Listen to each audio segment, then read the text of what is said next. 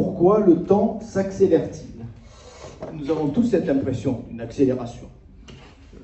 Elle est banale, cette impression. Mais elle s'est accentuée au fur et à mesure depuis un certain nombre d'années. Mais on va voir que ça remonte en fait à 2-3 siècles déjà, ce sentiment d'accélération. Donc pourquoi le temps s'accélère-t-il? Et il y a un ouvrage majeur sur le sujet, qui est l'ouvrage du sociologue allemand Hartmut Rosa, qui s'appelle « Accélération, une critique sociale du temps ». Vous l'avez sur la gauche de l'écran. Hartmut Rosa, c'est un excellent sociologue, on pourrait dire, sans prendre beaucoup de risques, c'est le meilleur sociologue allemand de l'époque. Et il a écrit un ouvrage majeur qui fait autorité sur le sujet, qui a été traduit dans le monde entier, qui est sorti en 2010 en France, dans la traduction française aux éditions La Découverte. Je vais m'appuyer très largement sur cet ouvrage parce qu'il ouvre des pistes tout à fait remarquables et je dirais qu'il fait le tour de la question de façon magistrale. Dans ce livre, il cite au début de l'ouvrage une formule d'un autre sociologue américain cette fois, un très bon sociologue américain qui a beaucoup travaillé sur les nouvelles pathologies, sur la médicalisation de la société, qui est Peter Conrad, universitaire américain, et qui a publié en 1999 Modern Times and Modern Places, les temps modernes et les places modernes, les lieux modernes, qui est un très beau livre aussi. Et dans ce livre, il y a cette phrase que Hartmut Rosa s'approprie: la modernité, c'est l'accélération du temps. Cette thèse, enfin cette formule de Peter Conrad, c'est la thèse au fond que défend tout au long du livre Accélération, le sociologue allemand Hartmut Rosa. C'est vraiment la définition de la modernité. Il n'y a pas de meilleure définition de la modernité que cette accélération du temps. Et on n'est pas toujours habitué à définir ainsi la modernité. On l'a définie par l'industrialisation, on l'a définie par les révolutions politiques, quantité d'autres choses. Non, la modernité, c'est l'accélération du temps. Hartmut Rosa est parfaitement d'accord avec son compère américain Peter Conrad. Alors qu'est-ce que c'est que cette accélération? Je vais essayer de vous éclairer là-dessus. Elle a commencé il y a déjà plus de 2 siècles et demi environ.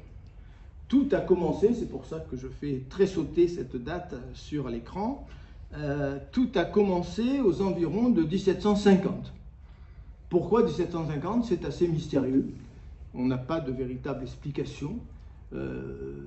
Bon, bien sûr qu'il se passe beaucoup de choses au milieu du XVIIIe siècle, sur le plan industriel, sur le plan politique. On est à la veille des grandes révolutions, on est à la veille de la Révolution française, de la Révolution américaine. Bon, chacun sait que c'est une période importante dans l'histoire de la civilisation. Mais en même temps, pourquoi? C'est cette année très précise, hein. Il ne s'agit pas de dire simplement c'est le milieu du XVIIIe. 1750. Hein. Il y a des choses comme ça qui sont étranges, il y a des dates qui nous échappent. Où il se passe des événements. Je pense à une autre date que vous connaissez probablement. Vous savez quand est-ce que la natalité a commencé à exploser en France? Eh bien, non pas au lendemain de la Seconde Guerre mondiale, mais en 1943. Oui. Pourquoi? Personne, à ma connaissance, n'a la moindre réponse à cette interrogation. C'est en plein milieu de la Seconde Guerre mondiale qu'il y a eu un bond en avant de la natalité en France et dans d'autres pays européens. Là aussi, qu'est-ce qui se passe? Est-ce qu'il y a des influences? Certains peuvent croire à l'astrologie, pourquoi pas, cosmique. En tout cas, il y a des événements comme ça. Donc 1750, on a, Hartmut Rosa multiplie les indices, les preuves. Il se passe quelque chose. À partir de cette année très précise, on voit apparaître dans la littérature, dans les échanges de lettres entre les personnages de l'époque, les grands personnages, les dirigeants politiques, les écrivains, les dramaturges, on voit apparaître partout dans la littérature et dans les écrits cette idée que le temps s'accélère. En 1749, elle est absente, cette idée. En 1750, elle est partout. Qu'est-ce qui s'est passé? Hartmut Rosa n'a pas la réponse. Il constate simplement qu'il y a un tournant, il y a quelque chose qui a bougé en cette année 1750, qui a lancé l'humanité, en tout cas la civilisation occidentale, sur la voie de cette accélération, sans qu'on en sache bien les raisons, même si on donnera quelques raisons, bien sûr, au fur et à mesure de la conférence, mais ça reste quand même plus ou moins énigmatique. Je vais commencer dans une première partie de ma conférence sur les paradoxes au fond de l'accélération du temps. Mais parler de paradoxe de l'accélération du temps ne peut faire l'économie d'envisager d'abord les paradoxes du temps lui-même. Bon, le temps, c'est la question philosophique la plus difficile. Et comme je suis un homme courageux, c'est la question que j'ai abordée tout au long de ma philosophie. C'est la question qui m'a le plus intéressé, c'est celle à laquelle j'ai consacré mes ouvrages. C'est pour ça que Nietzsche est mon philosophe préféré, parce que c'est un immense philosophe du temps, peut-être le plus grand dans la modernité. Il y en a quelques autres, Bergson aussi est un philosophe très respectable sur ce sujet. Donc la question du temps, c'est la question redoutable que beaucoup de philosophes ont fui parce que le temps est éminemment paradoxal. Le premier qui a pointé ces paradoxes du temps, c'est un penseur très important qui vit à cheval sur le 4e et le 5e siècle de notre ère, c'est saint Augustin. Je lis, pardonnez-moi si c'est très banal et si vous connaissez tous par cœur ces phrases que je vais lire à présent, mais elles sont essentielles, elles n'ont pas pris une ride, et on ne peut pas faire l'économie de citer saint Augustin quand on aborde la question du temps. C'est strictement impossible. C'est dans les Confessions, au chapitre 4, livre 11, si vous voulez vous reporter très exactement au texte, qu'on trouve ces lignes extraordinaires qui est indépassable. C'est difficile de dire ça en philosophie, que quelque chose est indépassable. Mais là, on a quelque chose d'indépassable. C'est arrivé quelquefois dans l'histoire des idées de philosophie qu'un philosophe atteigne un point sublime que personne ne peut dépasser dans la suite des temps. Alors voilà ce texte. Encore une fois, je suis sûr que vous le connaissez tous. Qu'est-ce donc que le temps? Si personne ne me le demande, je le sais. Mais si on me le demande et que je veuille l'expliquer, je ne le sais plus. Voilà. Si on me demande, parce que le temps, tout va bien. Oui, bien sûr, le temps, la suite des jours. Mais si on me demande qu'est-ce que c'est le temps, alors je ne sais plus. Je suis perdu.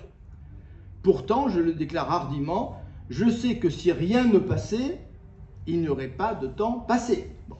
C'est-à-dire que si les choses ne disparaissaient pas au fur et à mesure que nous avançons, que les jours se succèdent, il n'y aurait pas de temps. Donc, il n'y aurait pas de temps passé. Que si rien n'arrivait, c'est-à-dire en provenance de l'avenir, si rien ne provenait de l'avenir, il n'y aurait pas de temps à venir. Et que si rien n'était, il n'y aurait pas de temps présent.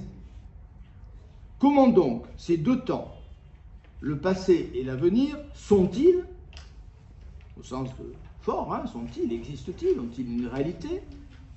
Puisque le passé n'est plus, tout le monde s'accordera à le dire, la salle dans laquelle vous avez pénétré il y a un quart d'heure ou une demi-heure, pour les plus courageux d'entre vous, a disparu. Elle n'est plus là, la salle est différente, elle était vide, maintenant elle est remplie, la lumière a peut-être un peu modifié, les images qui sont à l'écran ne sont plus les mêmes. Chaque instant, Bergson a dit des choses très belles là-dessus, et totalement nouveau. Et Bergson a un argument que j'aime beaucoup, et moi j'aime les philosophes qui nous aident à mieux vivre et qui nous encouragent. Bergson nous dit, si nous étions sensibles à cette nouveauté permanente, on supporterait beaucoup mieux le temps. Pourquoi on supporte mal le temps? Parce qu'on a l'impression de la routine, de la répétition. Et je disais à mes étudiants de Cannes et du Mont-d'Urville, très régulièrement, vous n'avez jamais pénétré dans cette salle de classe. Jamais. Alors que je les voyais arriver parfois en traînant un peu les pieds. Oh, encore cours de philo, encore Granarolo, encore la salle du 2e étage. Non, vous n'avez jamais pénétré dans cette salle. Il n'y a jamais eu la même lumière dans cette salle. Les tables n'ont jamais été exactement à la même place. Vous n'avez jamais été dans les mêmes dispositions. Vous n'avez jamais été dans les mêmes émotions. Donc ce cours de philosophie que je commence ce matin, dites-vous bien qu'il est totalement nouveau.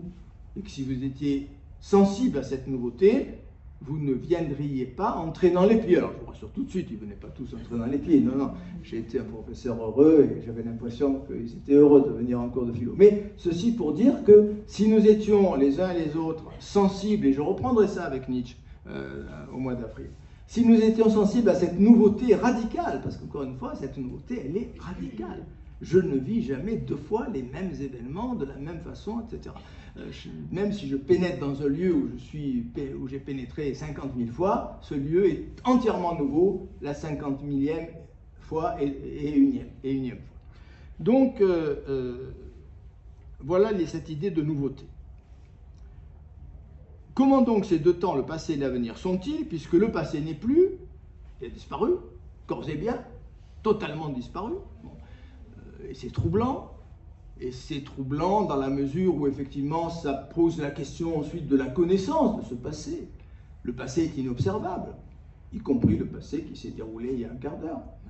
Il échappe à toute investigation directe, à toute expérience. C'est pour ça que l'histoire ne peut pas être une véritable science au sens le plus fort du terme, dans la mesure où pour l'historien, l'objet qu'il étudie a disparu. Il y a des traces sans doute, il y a des indices. L'historien mène une sorte d'enquête policière à partir des indices qu'a laissé le passé, mais ce sont des traces.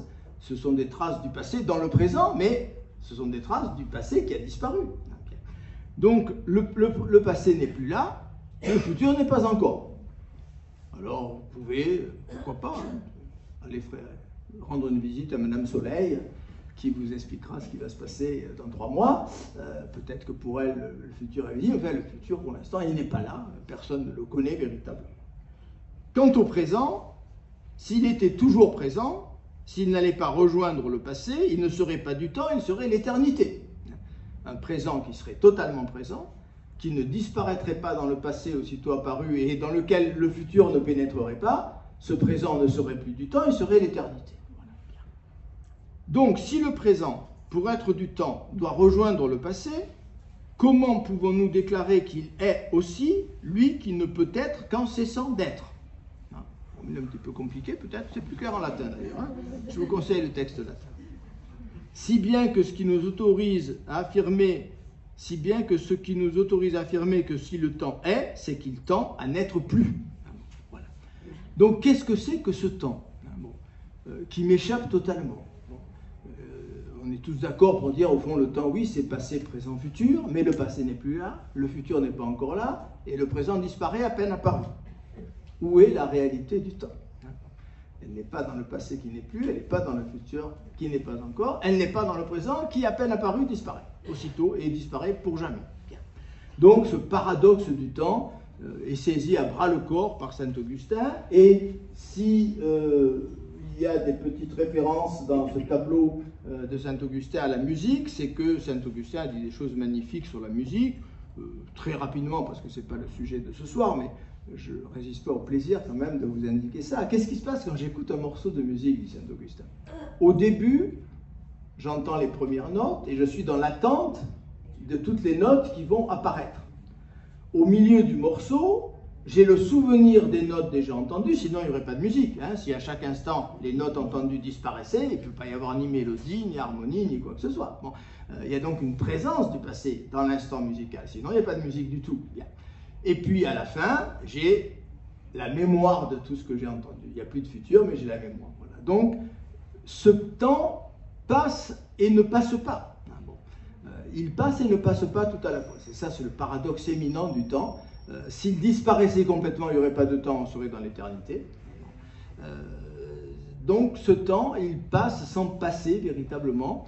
Le présent ne mérite pas son nom, parce que le présent n'est pas présent. Le temps que je dise présent, il est passé. Donc on a des problèmes déjà de vocabulaire par rapport au temps. Hein, ce temps qui n'est ni passé, ni présent, ni futur. Alors comment se fait-il que ce temps, non seulement est paradoxal, mais qui nous donne l'impression, et ça c'est une remarque très ancienne, et qui s'est développée surtout à partir de 1750, je l'ai dit tout à l'heure, je ne corrige pas cette affirmation, qu'on trouve chez Hartmut Rosa, mais en tout cas avant 1750. Les hommes ont eu l'impression, on en trouve des traces écrites, effectivement, qu'au fur et à mesure que l'on vieillit, donc je vais parler maintenant de l'accélération individuelle du temps, nous avons l'impression que ça passe de plus en plus vite. Et vous entendez dire autour de vous, je ne vois plus le temps passer, c'est incroyable comme les choses défilent de plus en plus vite, etc. Cette énigme a été résolue, il faut le savoir. Enfin, a connu en tout cas une esquisse de solution très brillante chez un auteur que plus personne ne lit. C'est un des rares livres que j'avais emprunté à la bibliothèque de mon papa, qui ne comportait que des textes sur la poésie latine qui ne m'intéressaient en aucune manière, à son grand désarroi. C'est un livre de Leconte d'Inouï, qui était un biologiste, je vais en dire quelques mots, L'homme et sa destinée. Et c'est un livre de 1947, 48 en fait, il est mort en 47. Donc Leconte d'Inouï, le livre a été publié post-mortem un an après sa disparition. Donc le comte Dunuis, c'était un biologiste qui a eu son heure de gloire, qui a fait quelques découvertes, qui a enseigné une partie de sa vie aux États-Unis, qui a fui la France en 1943 pour les États-Unis, pour donner des cours dans les universités américaines, et qui a sombré un peu dans l'oubli pour de multiples raisons. L'une de ces raisons, c'est qu'il avait été l'élève dans sa jeunesse du fameux Alexis Carrel. Alexis Carrel, tout le monde a entendu parler d'Alexis Carrel, donc ce biologiste un peu borderline, comme on dirait aujourd'hui, dont les idées ont été reprises par des idéologies d'extrême droite et par le nazisme en particulier. Donc le fait qu'il avait été l'élève d'Alexis Carrel et qu'il avait repris à son compte un certain nombre de thèses d'Alexis Carrel explique pourquoi on a oublié complètement, et c'est dommage, ce biologiste qui était mathématicien en même temps, qui est un monsieur brillant véritablement, et ça vaut encore la peine de lire L'homme et sa destinée. Donc, dans L'homme et sa destinée, nous avons une argumentation extrêmement intéressante que je vais vous présenter, qui résout, enfin c'est peut-être le terme est peut-être un peu fort, on ne résout jamais de questions philosophiques, mais enfin qui éclaire peut-être cette impression d'accélération que nous avons tous au fur et à mesure que les années passent. Et j'ai essayé de schématiser, en m'appuyant sur des dessins récupérés sur Internet, cette accélération. Ouais, c'est sympathique cette petite image. Bien. Un enfant vient au monde. Il vit la première journée de son existence, et puis ensuite il va vivre la seconde journée de son existence. La seconde journée de son existence, c'est la moitié de sa vie. Au terme des 2 journées, il a vécu une deuxième journée qui représente 50% de son existence, 50% le premier jour et 50% le deuxième. Au bout d'1 an, on va dire que c'est le petit bébé à 4 pattes, au bout d'1 an, le 366e jour, alors ne m'embêtez pas avec les années bissextiles, s'il vous plaît. Le 366e jour de la vie de cet enfant d'1 an, c'est 1/365e de son existence. Quand vous avez eu 1 an, le jour qui a suivi vos 1 an a représenté 1/365e de ce que vous avez vécu depuis votre naissance, depuis votre venue au monde. D'accord ? Bien. Le premier jour de notre vie, quand nous avons eu 11 ans, quand nous sommes passés de 10 ans à 11 ans, c'est 1/3650e de notre existence. Vous voyez, le rapport entre la journée que je vais vivre et toutes les journées dont j'ai plus ou moins la mémoire, mais qui en tout cas étaient là, qui ont laissé des traces dans mon esprit, dans ma mémoire, dans mon cerveau, dans mon corps. Donc ce pourcentage, il est calculé, pas à la virgule près, mais il est ressenti. Bon.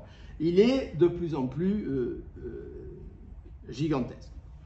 À 21 ans, le premier jour de mes 21 ans, c'était 1/7300e de notre existence. À 41 ans, vous voyez, je donne des chiffres pour tout le monde, puisque vous n'avez pas tous le même âge dans la salle. À 41 ans, le premier jour de votre 41e année, c'était 1/14600e de votre existence. À 61 ans, on se rapproche des âges qui nous concernent tous. À 61 ans, 1/21 900. Et puis pour moi qui vais bientôt avoir 76 ans, eh bien le lendemain du jour de mon anniversaire, le lendemain du jour du mois de mai, je ne vous dis pas lequel, je ne vous demande pas de me fêter mon anniversaire, le lendemain du jour où j'aurai 76 ans, ce jour-là représentera 1/27 760 de mon existence. Rien. Un souffle. Donc vous voyez, je crois que le comte Dunuis a éclairé, sinon résolu, mais éclairé puissamment cette idée-là. Au fur et à mesure que nous avançons dans notre vie, dans notre existence, dans le temps, les jours que nous vivons représentent une part de plus en plus infinitésimale des jours que nous avons vécus. Et encore une fois, même si nous avons un peu oublié, et même beaucoup oublié, parfois malheureusement avec les maladies d'Alzheimer, totalement oublié ce passé est là. Bon, le passé, personne que je recite à nouveau ici a dit des choses très belles là-dessus. Le passé est là, tout entier, il nous accompagne. L'image de la boule de neige de Bergson, qui compare l'existence à une boule de neige qui roule le long d'une pente et qui, au fur et à mesure, accumule de la neige. Et quand elle arrive en bas de la pente, eh bien, elle a ramassé toute la neige qu'elle a pu récolter tout au long de cette pente. Rien n'est perdu, tout est là. Donc même si je n'ai pas un souvenir lucide et conscient de tout ce qui s'est passé depuis ma naissance, personne n'ajoute dans un très beau texte avant même ma naissance, parce qu'on sait très bien aujourd'hui, et notre ami Boris Cyrulnik pourrait le dire beaucoup mieux que moi, que l'enfant vit des expériences et des événements importants dans le ventre de sa mère, ressent des émotions, les émotions de la mère d'ailleurs en général, le plus souvent, on ne voit pas quelles autres émotions il pourrait ressentir, et donc tout ce passé est là, tout entier, hein, tout entier, et donc cette comparaison qui a l'air un peu abstraite, un peu arbitraire, entre les journées déjà vécues et la journée que je vis, elle n'est pas arbitraire du tout. Hein. Bon, le passé est là tout entier et je ne peux pas ne pas comparer la journée que je vis avec tout ce passé qui est là derrière moi, qui est de plus en plus considérable au fur et à mesure que j'avance. Et donc cette comparaison rend de plus en plus ridicule la journée que je vais vivre par rapport aux journées antérieures. Donc ça, c'est pour le temps individuel. On va voir maintenant le problème du temps collectif. Il y a une formule du livre de Rosa que j'aime bien, je vous la livre et on va essayer de l'expliciter. Nous n'avons pas le temps, c'est ce qu'on entend dire sans arrêt, on n'a plus le temps de rien faire, ça va trop vite. Nous n'avons pas le temps alors même que nous en gagnons toujours plus. Ça, c'est un paradoxe majeur. On a des technologies, on a quantité d'artifices qui nous permettent de gagner du temps. On voyage beaucoup plus vite et il aurait fallu 2-3 jours pour aller à Paris, il y a un siècle, on y va en quelques heures de TGV. Bon, on a 1000 moyens d'accumuler de l'information aujourd'hui par Internet, etc. Bon, je prends souvent cet exemple d'Internet. Je donnais il y a quelques jours cet exemple que je donne souvent aux gens qui poussent des hurlements contre Internet. Je dis non, on peut pas rejeter un outil aussi fabuleux. Certes, il faut prendre des précautions, certes, il faut éduquer nos enfants. Enfin, je donne un exemple que j'ai souvent donné. Il y a une quinzaine d'années, je préparais une conférence pour l'Académie du Var sur le poète grec Empédocle, enfin le philosophe grec Empédocle. Et j'avais une phrase en français, une traduction française d'Empédocle qui me semblait essentielle, et j'avais besoin du texte grec. Mais je n'avais pas le texte grec.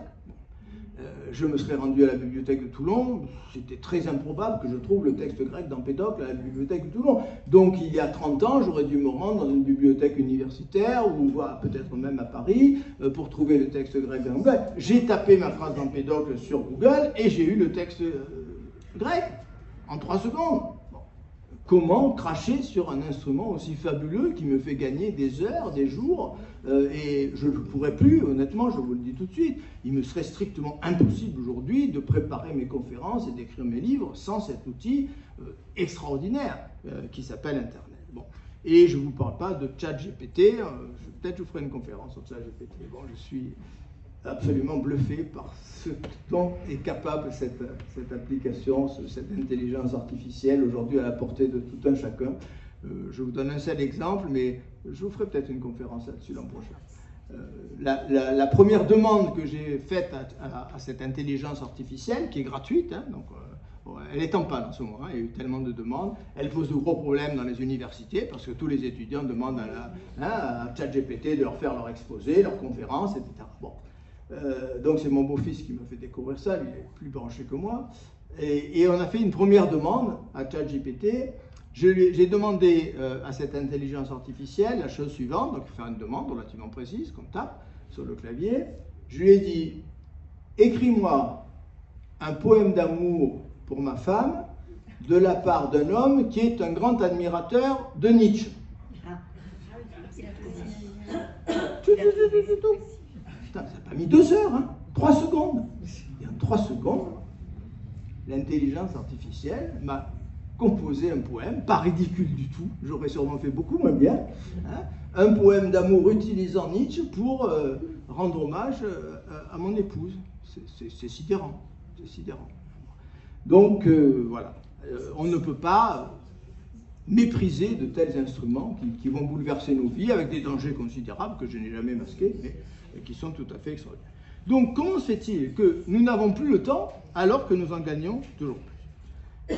Les progrès technologiques devraient nous faire gagner du temps, puisqu'ils nous permettent de faire les choses beaucoup plus vite, toutes les technologies, les appareils dont nous disposons, une machine à laver, etc. Ça va plus vite quand même que du temps où les dames de mon quartier du Mourillon allaient au lavoir. Elles étaient contentes d'aller au lavoir parce qu'elles tchatchaient toute la journée, etc. Bon, aucun mépris pour les femmes, hein, dans ce que je dis, attention. Hein. Non, mais j'ai jamais vu d'homme au lavoir du Mourillon faire laver les draps. Hein. Je suis désolé, moi je peux parler que de ce que j'ai vu. Hein. Bon.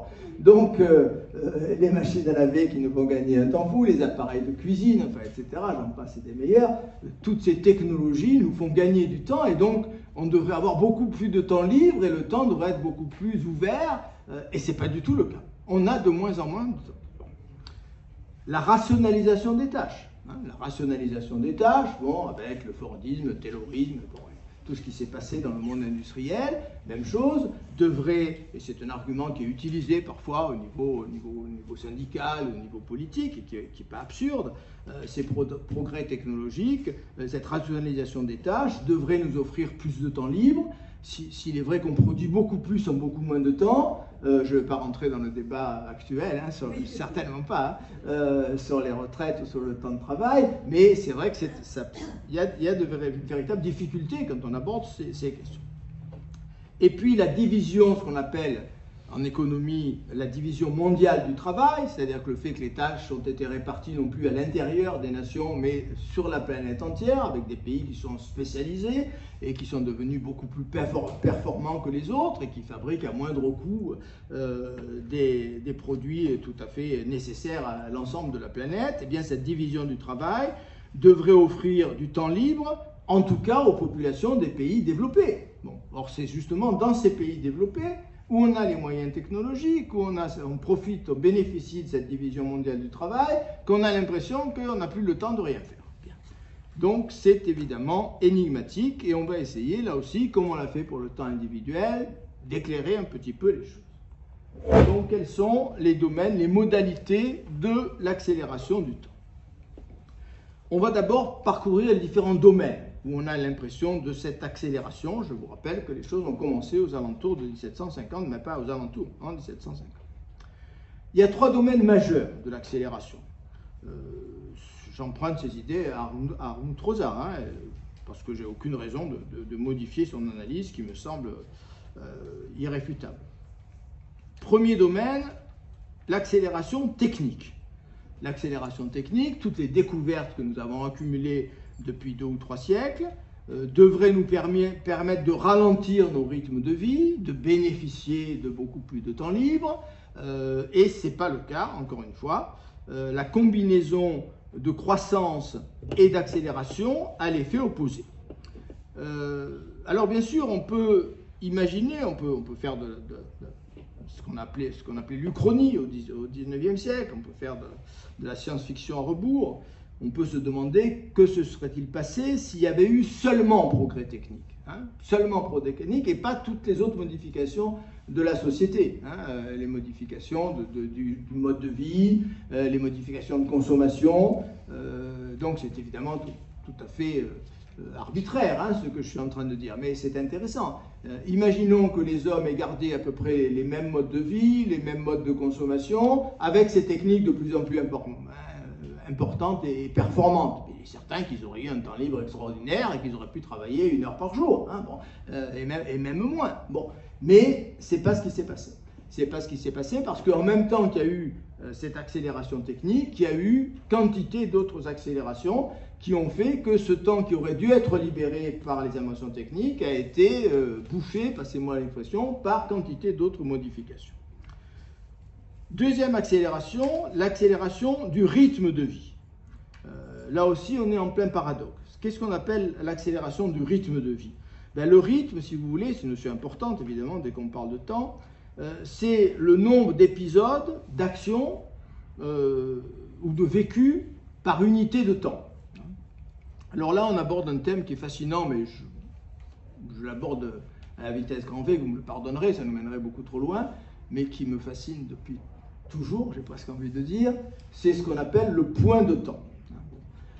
Le point de temps, c'est le point sensible dans lequel vous ne pouvez pas, en deçà duquel vous ne pouvez pas distinguer deux sensations ou deux informations qui vous arrivent. L'exemple privilégié, c'est le cinéma. quand on était incapable de filmer aussi rapidement qu'on le filme aujourd'hui, vous avez tous beaucoup souri ou ri devant les films du début du cinéma où les gens marchent de façon saccadée, tac, tac, tac, tac, tac. Bon, le paradoxe, c'est troublant, même aujourd'hui encore, quand on nous dit que, bon, pour filmer, pour que vous ayez un très beau film au ralenti, il faut filmer comment? Très très vite, à des centaines, voire des milliers d'images à seconde. C'est très paradoxal ça. C'est justement parce qu'on avait un nombre insuffisant d'images par seconde qu'on ne pouvait pas, et on avait une impression d'accélérer. Et un film qui est tourné au ralenti donne une impression d'accélérer. Le personnage a l'air de se dépasser très rapidement parce que toutes les images. Le point de temps, c'est assez fascinant. Et je me souviens avoir vu, j'en ai perdu la référence malheureusement, j'étais étudiant à Nice, si ma mémoire est bonne, j'avais loué un téléviseur pour voir les Jeux Olympiques ou quelque chose comme ça. J'étais déjà un grand passionné de sport à l'époque. Et un soir, à la maison, j'ai vu un petit film de science-fiction dont j'ai encore la mémoire, mais je n'ai jamais pu retrouver la trace, qui évoquait ce point de temps. Des biologistes arrivaient à modifier le point de temps.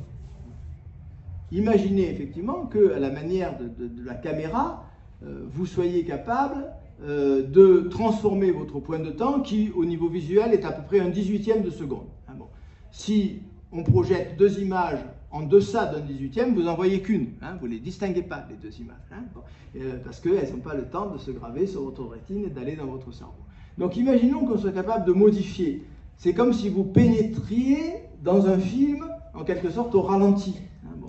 Donc les personnages de ce roman, de ce film de science-fiction, étaient entourés d'hommes qui vivaient pour eux au ralenti. Ils mettaient une demi-heure à traverser la route, et eux vivaient à un autre rythme, et ils n'étaient pas du tout dans le même rythme que les hommes dont on n'avait pas modifié le point de temps. C'est évidemment tout à fait fascinant. On sait que certains animaux ont un point de temps différent du nôtre. C'est le cas en particulier des escargots. Et je vais vous apprendre une bonne nouvelle. Les escargots sont persuadés d'être un champion du monde de 100 mètres. Ils sont persuadés d'aller très très vite, les escargots, parce qu'ils n'ont pas le même point de temps que nous. Et donc, c'est un petit peu comme ces films au ralenti dont on parlait tout à l'heure au début du cinéma. Bien. Donc, l'accélération du rythme de vie. Le nombre d'épisodes vécus par unité de temps. Et ce nombre d'épisodes a augmenté pour différentes raisons. Certaines sont technologiques, d'autres sont liées à l'évolution des mentalités, sont liées justement au cinéma et à quantité d'autres facteurs, etc. Et troisième accélération, l'accélération de la vitesse des transformations sociales et culturelles.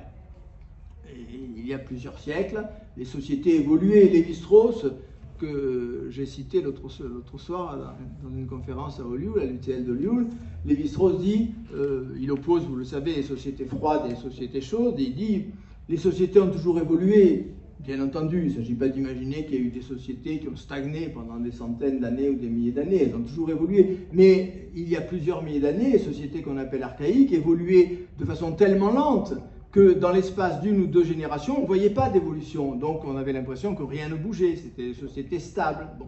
Et puis ensuite, les choses ont changé. Il y a eu une accélération. Les historiens pensent que c'est sur le sol grec pour la première fois que cette accélération s'est véritablement produite. Donc des transformations sociales, des transformations culturelles qui sont allées en s'accélérant à un rythme de plus en plus soutenu et qui ont donné cette impression d'accélération. Donc voilà pour les domaines de l'accélération. Maintenant, je passe aux modalités de l'accélération. Il y a trois grandes modalités de l'accélération du temps. Premièrement, l'accélération de l'action.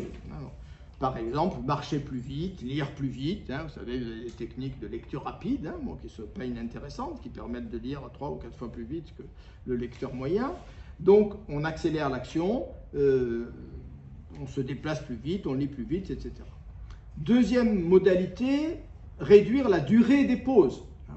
Dans toute action, on a besoin de temps en temps, parce qu'on n'est pas des machines, on n'est pas Superman, de s'arrêter, de prendre un temps de répit, d'une pause.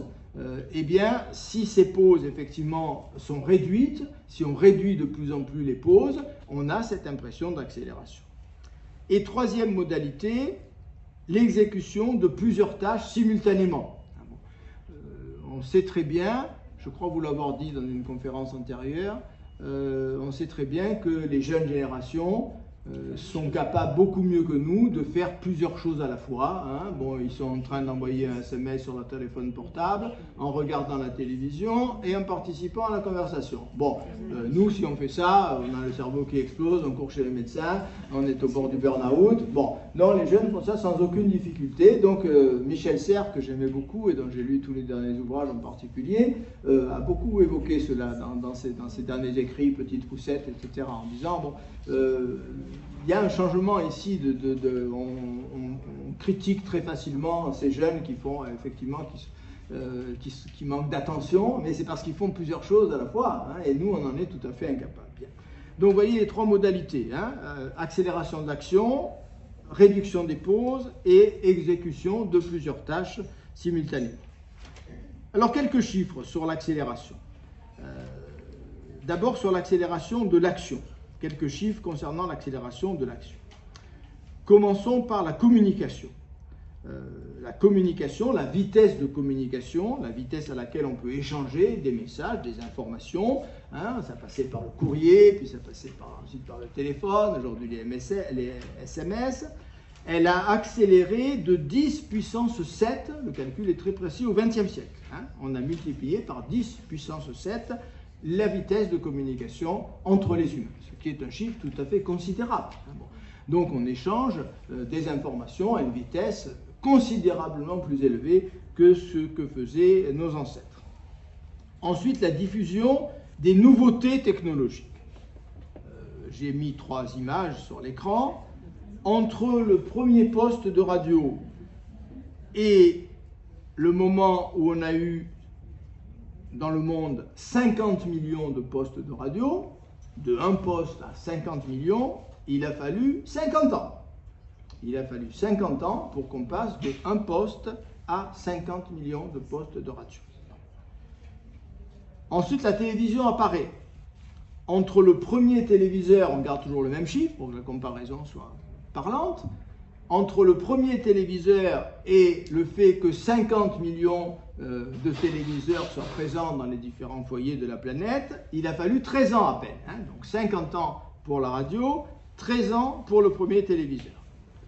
Et enfin Internet, entre la première connexion Internet et 50 millions de connexions Internet, il a fallu 4 ans. 50 ans pour la radio, 13 ans pour la télévision, 4 ans pour l'Internet. Les transports, alors c'est sans doute l'exemple le plus spectaculaire. Et là, on retrouve quelque chose d'intéressant qui est la relation bien connue des physiciens entre l'espace et le temps, qui sont inséparables, c'est l'espace-temps évidemment d'Albert Einstein. Donc, on se déplace plus vite, mais dire qu'on se déplace plus vite, ça veut dire en même temps que l'espace se réduit. Bon, ce qui est évident. Bon. S'il me fallait 3 jours pour aller à un certain endroit et que maintenant il me faut 3 heures, le temps a été divisé, mais l'espace a été divisé. Donc, les calculs qu'on peut faire sur ce plan-là arrivent à ce résultat spectaculaire. Notre planète est devenue 60 fois plus petite aujourd'hui qu'au début de la révolution industrielle. 60 fois plus petite. Elle a rétréci d'un facteur 60. On habite sur une toute petite planète. C'est pour ça que c'est plus facile de la saccager en même temps, parce qu'elle est toute petite. Hein. Je passe aux actions de la vie quotidienne. Là aussi, accélération de toutes ces actions. Donc, il y a le speed reading, le speed dating, voilà. Le CDD, vous savez tout ce que c'est le CDD, non? C'est le couple à durée déterminée. Hein, voilà. Donc, toutes ces actions se sont modifiées et se sont considérablement accélérées. Et puis, réduction de la durée des pauses. Alors là, je prends un autre exemple. Je prends l'exemple de l'information. La pause entre les diffusions d'informations. On a eu au départ, 17e, 18e siècle, les gazettes. Les gazettes sortaient 1 fois par mois à peu près. Hein, et puis on a eu le journal quotidien. Hein, j'ai pris l'exemple du fameux numéro d'Aurore avec le J'accuse d'Émile Zola. On a eu les actualités cinématographiques que je voyais étant enfant, vous en souvenez certainement vous aussi, elles changeaient toutes les semaines à peu près, ou même tous les 15 jours. Bon. Et puis on a eu les 2 journaux télévisés au temps ancien de l'ORTF, etc.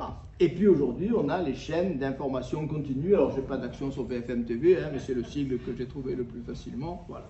Donc vous voyez, cette transformation, cette pause, on recevait une information tous les mois, puis tous les 8 jours, puis tous les jours, puis toutes les heures, et aujourd'hui toutes les secondes. Toutes les secondes, on reçoit une information, ça ne s'arrête jamais. C'est 24 heures sur 24 avec toutes les réflexions qui sont développées à ce sujet, évidemment, qui sont considérables sur l'impact que cette information, trop d'informations tue l'information, sur une formule célèbre, et on sait bien que ces chaînes d'information continues posent quantité de difficultés. Et puis la même chose au niveau de l'exécution de plusieurs tâches, on en a parlé tout à l'heure, ce qu'on appelle le multitasking. Donc tout cela aboutit à ce qu'on peut appeler une compression du présent. Une compression du présent. L'espace s'est réduit et le présent également. Alors le présent, évidemment, je donne l'impression peut-être de me contredire. Je disais que ce présent n'a pas de dimension puisqu'à peine arrivé, il disparaît. Bon, ça c'est l'argumentation de Saint-Augustin. Bien. Néanmoins, si je n'accompagne pas à 100% Saint-Augustin, on en arrive à l'idée quand même que le présent, au sens large du terme, pas au sens philosophique ou métaphysique, ni même scientifique, mais le présent au sens large, avait une certaine extension. Le présent, c'était quelques secondes ou quelques minutes, etc. Bon, on avait l'impression qu'il fallait quelques secondes ou quelques minutes pour qu'on passe à quelque chose d'autre. Et là, on a une compression du présent. Une compression du présent qui dure de moins en moins longtemps. Et tout ça a été évidemment profondément transformé par les technologies, bien évidemment. Je reprends l'exemple du cinéma, etc. Alors, notre société subit les pathologies de l'accélération du temps. Cette accélération considérable dont j'ai décrit quelques aspects, je suis loin d'avoir tout décrit, je vous renvoie à l'ouvrage d'Hartmut Rosa, Une critique sociale du temps, c'est le sous-titre de son ouvrage. Cette accélération entraîne des troubles, plus ou moins graves, mais on n'a pas pu s'habituer aussi rapidement à une transformation aussi considérable en l'espace de 2 siècles et demi, puisque, grosso modo, c'est en 1750 le point de départ de tout cela. Donc on a eu des pathologies qui se sont multipliées au fur et à mesure dans les sociétés développées, des pathologies individuelles et des pathologies collectives. Concernant les pathologies individuelles, on a là aussi, on est toujours dans le paradoxe dès qu'on parle de temps. On a l'ennui. Curieusement, on devrait s'ennuyer de moins en moins puisque les choses se renouvellent en permanence, mais non, c'est le contraire. C'est-à-dire qu'effectivement, cette multiplication d'informations, ce fait qu'on passe sans arrêt de quelque chose à l'autre, finit par donner une sorte de saturation, de dépression, qui sont des pathologies du temps. Hartmut Rosa n'hésite pas à parler de pathologie du temps. Il pense que toute une part des pathologies contemporaines, le burn-out, etc., sont en réalité, si on analyse bien les choses jusqu'au bout, des pathologies du temps. C'est notre rapport au temps qui est malade. C'est parce que nous n'arrivons pas à vivre dans ce rythme et dans ce temps accéléré ou compressé, comme on voudra, dans lequel l'humanité s'est installée. Il ne s'agit pas de chercher des responsables, c'est un mouvement collectif. Il n'y a pas toujours utile de chercher des responsables et des coupables. Je laisse ça aux complotistes, de chercher des coupables partout. Bon. Donc, pathologie individuelle, ennui, dépression, etc. Ensuite, des pathologies qu'on peut appeler collectives. Alors là, je cite Hartmut Rosa parce que la phrase me paraît importante. L'accélération sociale présente de manière constitutive dans la modernité, franchit dans la modernité tardive, un point critique, au-delà duquel il est impossible de maintenir l'ambition de préserver la synchronisation et l'intégration sociale. La phrase est un peu complexe, je vais essayer de la décortiquer un peu. Ce que veut dire Rosa, c'est que cette accélération, il y a une accélération de l'accélération. Je pense que vous avez bien compris de quoi il s'agit. Cette accélération a commencé en 1750, mais elle n'a cessé de s'accentuer et elle continue à s'accentuer, même si j'introduirai quelques nuances dans ma conclusion tout à l'heure. Donc, on a franchi un point critique. Jusqu'à un certain point, alors il est difficile de donner une date, là, ici, Hartmut Rosa ne le fait pas, difficile de donner une date. Peut-être qu'il faudrait que le sociologue se risque à trouver une date un peu équivalente à 1750, qui serait la date à partir de laquelle on n'a plus pu s'adapter. Enfin, la plupart d'entre nous n'ont plus pu s'adapter. Donc ce point critique, au-delà duquel il est impossible de maintenir l'ambition de préserver la synchronisation et l'intégration sociale. Alors, je m'arrête sur ces deux expressions. La synchronisation, ça veut dire que toute une communauté d'hommes vit sur le même rythme. C'est plus le cas aujourd'hui. Je parlais des jeunes tout à l'heure. On a tous l'impression que nos adolescents ne vivent pas tout à fait sur la même planète que nous. Bon, alors on va dire oui, mais ça a toujours existé déjà nous, etc. Oui, pas au degré actuel. Hein. On avait quand même une impression de relative proximité, même s'il y avait des heurts, même si l'adolescence est une période de révolte. Je pense qu'il n'y avait pas ce fossé qui s'est creusé petit à petit et qui est lié à la temporalité. Hein. Donc ce que Rosa appelle la synchronisation, je crois qu'il faut bien le comprendre là-dessus, c'est le fait qu'on vit dans un temps commun, hein, dans un temps partagé. Hein. On est à peu près tous dans le même temps et dans le même rythme, et c'est évidemment un facteur fondamental de cohésion sociale qui permet les échanges, qui permet le ressenti collectif, etc. Bon, et bien cette synchronisation, il semble qu'à un certain moment, elle soit devenue quasiment impossible.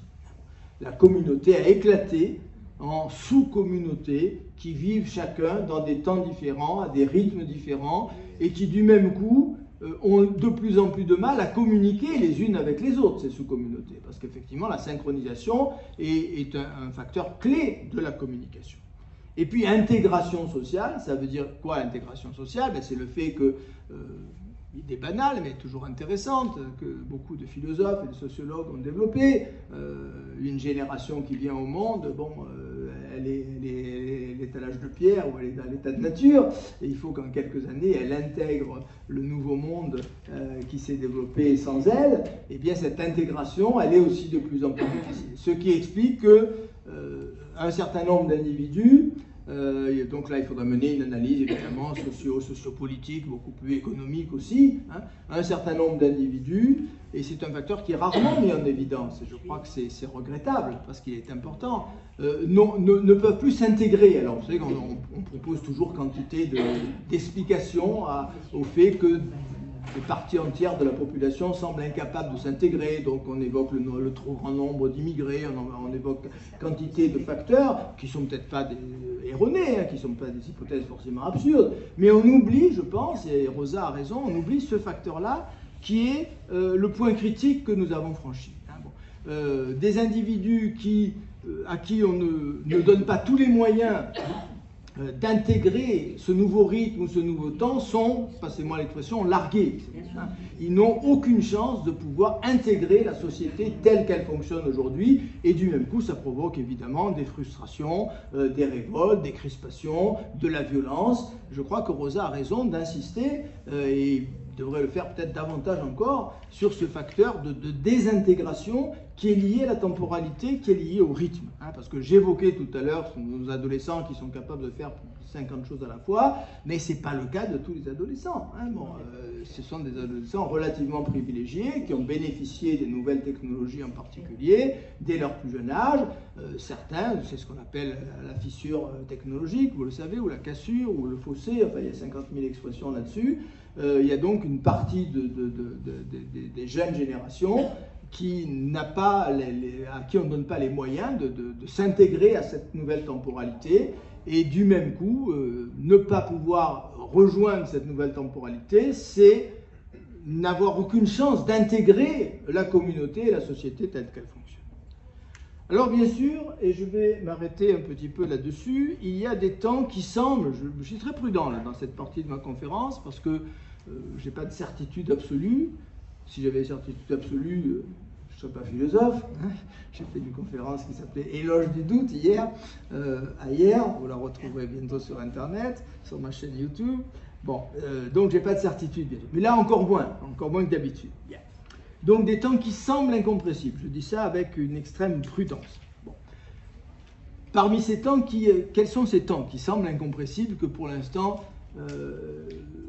qui échappent aussi bien à l'accélération qu'à la décélération? Bon. Il y a d'abord un temps physique qui est la vitesse de la lumière. Bon. qui est la clé de la nouvelle physique, celle d'Einstein, de la relativité, bien évidemment. Alors j'ai raison de dire que je dois introduire cette idée avec prudence, parce que vous savez peut-être qu'il y a certains physiciens qui commencent à douter, parce que chez Einstein, c'est un postulat. C'est un postulat, et il l'énonce en tant que tel.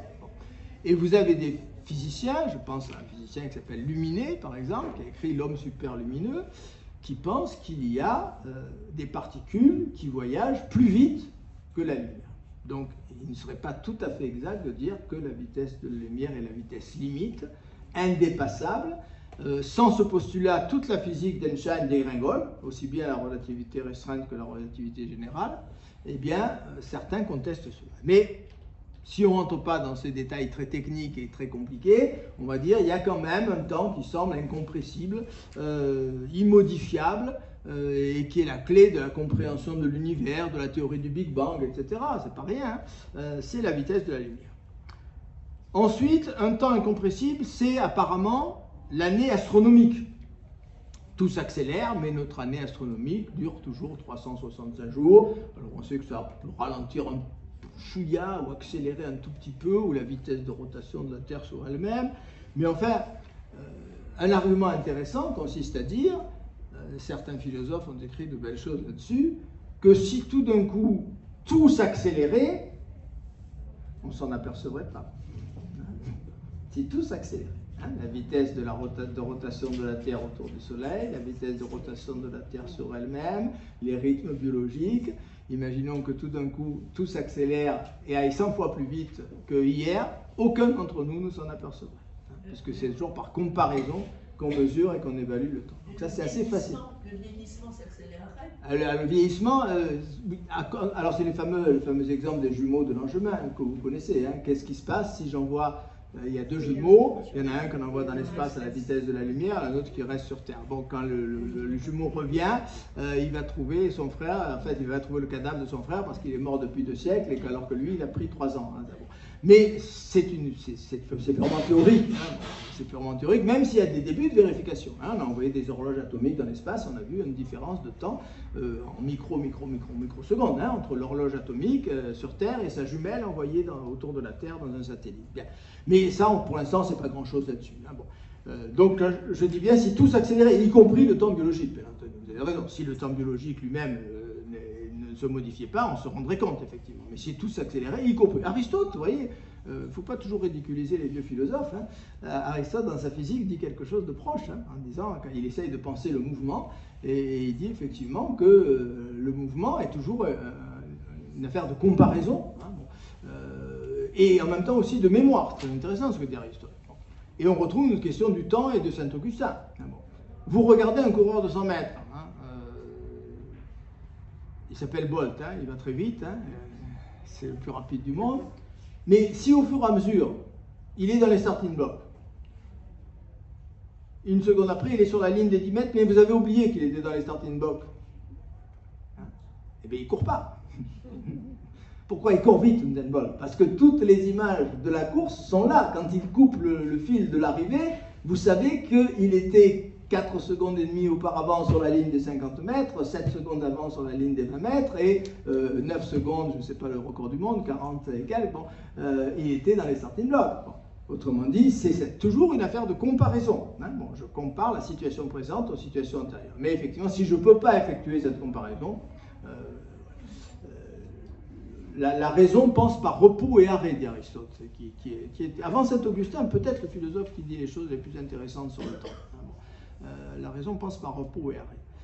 Et Aristote se demande si nous aurions encore, et ça va tout à fait, donc chère madame, vous êtes tout à fait aristotélicienne, et je vous en félicite. Que dit Aristote dans sa physique? Livre 8, si ma mémoire est bonne. Imaginons que nous soyons devant un paysage absolument immobile. Il ne se passe rien, rien ne bouge, rien ne bouge. Le soleil ne bouge pas dans le ciel, il n'y a pas d'animaux qui courent, tout est strictement immobile.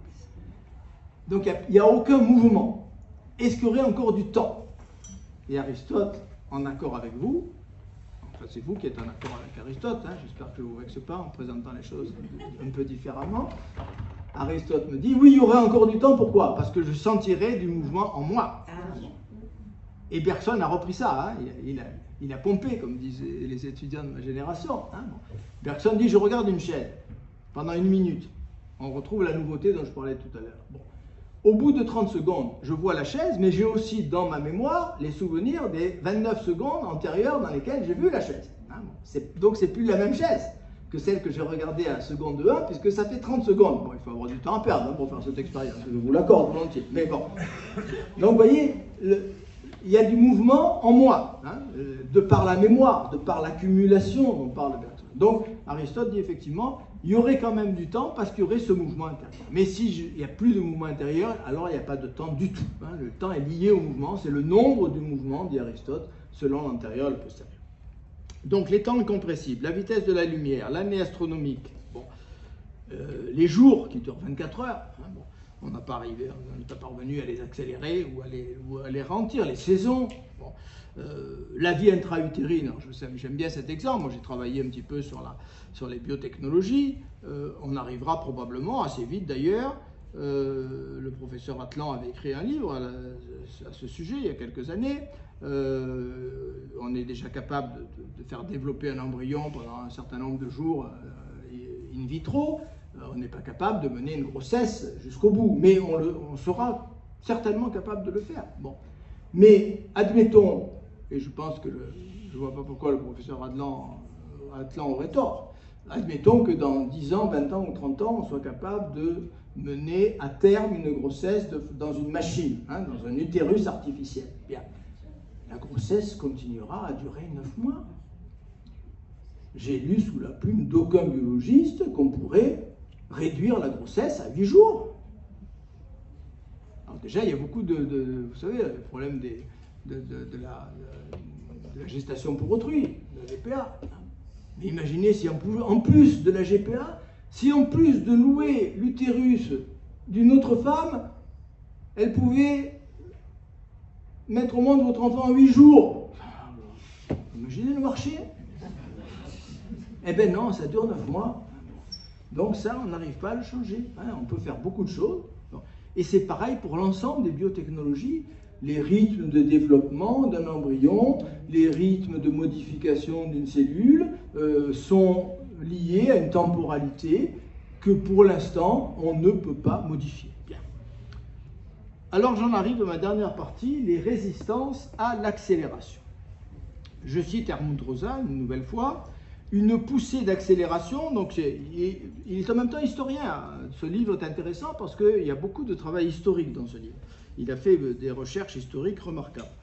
Une poussée d'accélération, écrit-il, est presque toujours suivie d'un discours dans lequel l'appel à la décélération et l'aspiration nostalgique à un retour au monde lent l'emportent généralement sur l'enthousiasme à l'égard des rythmes plus élevés. En regardant le passé récent, Arthur Rosa s'aperçoit que chaque fois qu'on a réussi à accélérer les choses, il y a eu aussitôt dans la société un mouvement. Pour l'instant, ce mouvement a toujours été perdant, mais il ne sera peut-être pas forcément éternellement, un mouvement de demande de décélération. On n'accepte pas, on accepte mal cette accélération, ce rythme de plus en plus élevé, et il y a eu des résistances de plus en plus fortes. Alors j'en arrive à ma conclusion. Là encore, je cite Armand Rosa. Il se pourrait tout à fait que dans la société de la modernité tardive, la lenteur devienne une marque de distinction. Autrement dit, alors que c'était vraiment la capacité d'adopter le nouveau rythme, d'aller de plus en plus vite, de faire les choses de plus en plus rapidement, qui était le signe de la bonne adaptation, de la bonne intégration, d'être in, comme on dit quelquefois, il se pourrait, dit Armand Rosa, qui a beaucoup travaillé la question, que la lenteur devienne une sorte de privilège, une marque de distinction, pouvoir faire les choses lentement, à son rythme, sans être pris dans ce tourbillon qui rend malade beaucoup d'entre nous. Ça serait effectivement le privilège de quelques-uns, et on s'aperçoit qu'il y a effectivement tout un mouvement. Et je vous cite ce petit livre remarquable, Éloge de la lenteur, voilà, je l'ai sur la table aussi et il est à l'écran, un livre de Karl Honoré, Éloge de la lenteur, dans lequel il évoque le slow food, la slow life, les slow cities. Il y a des slow cities dans le monde, il y en a en Italie en particulier. Le slow tourisme, hein, au lieu de slow tourisme, c'est intéressant quand même. Hein, bon, je ne sais pas si vous avez déjà vu des Japonais devant Notre-Dame à Paris, c'est un spectacle inoubliable. Hein, il y a le guide qui les engueule comme si c'est pire que la Gestapo. Hein, bon, c'est terrifiant. Bon. Le slow sex, le slow management, etc. Donc, Carl Honoré passe en revue dans ce livre toutes les demandes sociales pour que les choses aillent moins vite, pour une certaine lenteur. Cette lenteur, pour l'instant, il ne semble pas qu'elle soit prête de prendre le relais de l'accélération. L'accélération se poursuit. Il est certain que les nouvelles technologies continuent à avancer.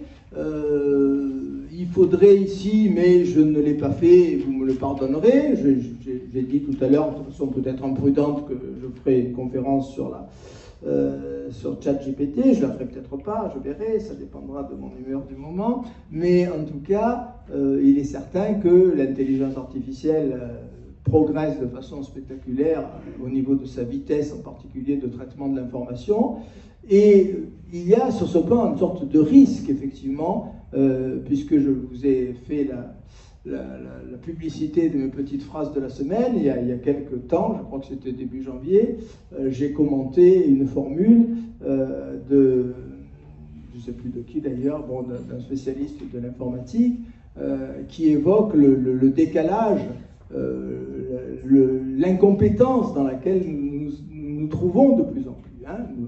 Nous pouvons de moins en moins rivaliser avec les performances de nos machines. Hein. Bon.